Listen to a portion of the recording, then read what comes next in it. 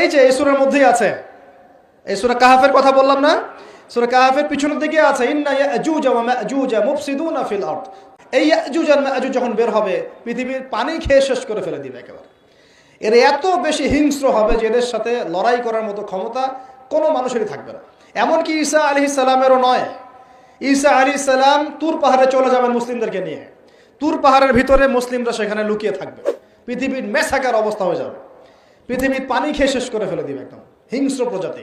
তখন ঈসা আলাইহিস সালাম আল্লাহর কাছে দোয়া করবেন, আল্লাহ এই বিভৎস জাতিকে ধ্বংস করো। আল্লাহ রাব্বুল আলামিন তখন ওই ইয়াজুজ আর মাজুজের এই কাঁধে, ঠিক কাঁধের মাঝখানে একটা ভাইরাস জন্ম দিবেন। কি জন্ম দিবেন? করে ইয়াজুজ আর মাজুজের পুরো প্রজাতি ধপধপ ধপধপ করে মারা যাবে। মানে এটা ছোঁয়াচে রোগ হবে। কি রোগ হবে? ছোঁয়াচে। এরপরে ইয়াজুজ আর মাজুজের সব প্রজাতি মারা যাবে। নবীজি বলছেন জমিনে কোনো জায়গায় ফাঁকা থাকবে না, সমস্ত জায়গাতেই ওদের দেহ পড়ে থাকবে।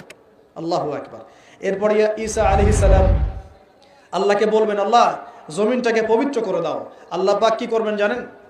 বড় বড় নখরওয়ালা, বড় বড় নখ আছে, নখ দেখেছেন? বড় বড় নখ, বড় বড় নখওয়ালা একটা স্পেশাল প্রজাতির পাখি আল্লাহ পাঠাবেন। কি পাঠাবেন?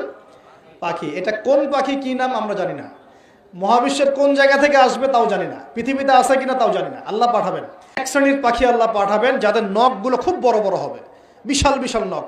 এই নখগুলো দিয়ে তারা দেহগুলোকে উঠাবে, উঠিয়ে নিয়ে কোথায় যে ফেলে দিবে আল্লাহ ভালো জানেন। সুবহানাল্লাহ, আল্লাহু আকবার।